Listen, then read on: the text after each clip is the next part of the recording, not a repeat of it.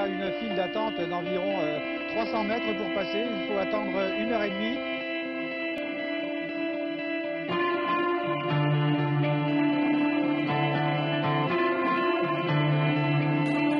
30. Je travaillais à l'époque pour SIPA Presse. J'étais parti pour faire un reportage sur notamment les graffitis du mur de Berlin.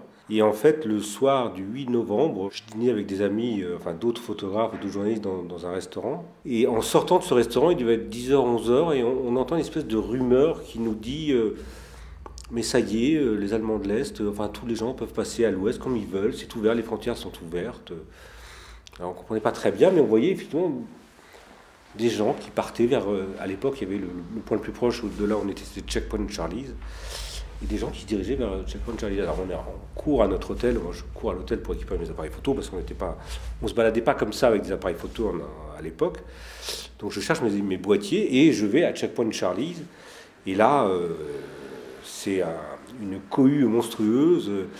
Il y a énormément de monde qui passe à l'ouest. Alors pour nous, c'était vraiment la surprise. Vraiment, personne s'attendait à une chose pareille. On était mais sidérés. Donc on a commencé à faire des photos à Checkpoint Charlie. On est parti à la porte de Brandebourg, où là, effectivement, on a fait des clichés.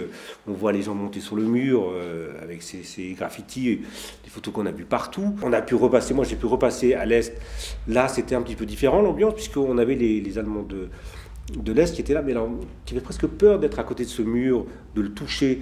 Alors j'ai vu arriver à un moment donné, par exemple, une grue qui a commencé à casser le mur. Alors il y a des ouvriers qui s'est baissé à donner des morceaux de briques grises, parce que le mur était gris de l'autre côté, aux gens qui étaient là, qui avaient presque des larmes aux yeux. Moi, en tant que photographe, j'ai vécu ça. Pour moi, c'était une espèce de...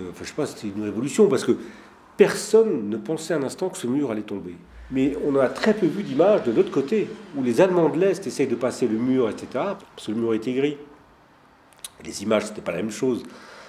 Les images de couleur, etc., c'était pas la même émotion. Donc on a très peu vu ces images. On a beaucoup vu ces images en fait d'Allemands de l'Ouest qui montent sur le mur pour fêter l'ouverture. Mais finalement, quand on y réfléchit, l'image la plus symbolique, c'est quand même l'inverse. C'est les Allemands de l'Est qui essaient de monter sur le mur pour passer à l'Ouest. Donc évidemment, le commémorer, pour moi, je trouve que c'est une chose très importante. C'est fait partie c'est un fait historique. Et c'est bien de le commémorer parce qu'il y a quand même beaucoup de gens, maintenant, les jeunes générations qui arrivent, le mur de Berlin, vous leur parlez du mur de Berlin, ils ne savent même pas ce que c'est. Malheureusement, on a eu d'autres exemples dans le monde. On a eu ce mur en Israël Mais en Europe, savoir qu'il y avait un mur qui séparait deux pays,